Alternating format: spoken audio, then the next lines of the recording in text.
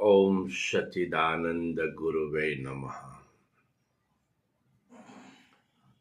जिसका मृत्यु है तो मृत्यु का कारण ही जन्म है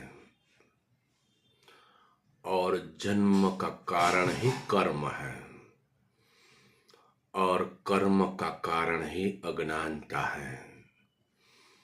अज्ञानता का कारण ही अपने स्वरूप को भूलना।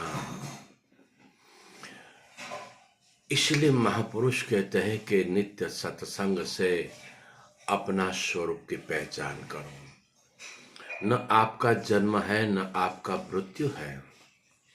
मृत्यु एक भ्रांति है, मृत्यु एक कल्पना है। जिसको सदगुरु की कृपा से आत्मस्वरूप का बोध है वो कहते हैं जन्म मरण मटी जाए रे साहेली, आज आनंद मारा और मां।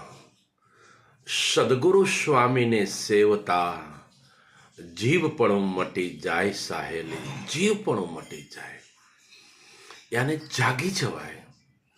जेने जेने અત્યાર સુધી હું ને મારું માન્યું હતું એ ખરેખર મારી અત્યંત મૂર્ખામી હતી। જે નહોતું એને હું માન્યું અને જે છે એને ગોતતો રહ્યો। આજ મોટી મૂર્ખામી હતી। એટલે જેને જેને આ સ્વરૂપનું જ્ઞાન થયું છે ને, એક તો પોતાની મૂર્ખામી ઉપર એને હસવું આવે છે કે હું કેટલો મૂર્ખનો સરદાર હતો। જે નહોતું એને સત્ય માનતો હતો અને જે સ્વયં સત્ય સ્વરૂપ હતો એને હું બહાર ગોતતો હતો। પણ સદગુરુની કૃપા વગર, સદગુરુની કરુણા વગર, સદગુરુમાં સમર્પણ વગર અને સદગુરુના વચનોને આચરણ વગર આ જન્મ અને મરણની પેલી પારની સ્થિતિ થવી દુર્લભ છે। કોઈ કોઈ તમારા જેવા વિરલાઓને જન્મ મૃત્યુની પેલી પારની સ્થિતિ થાય।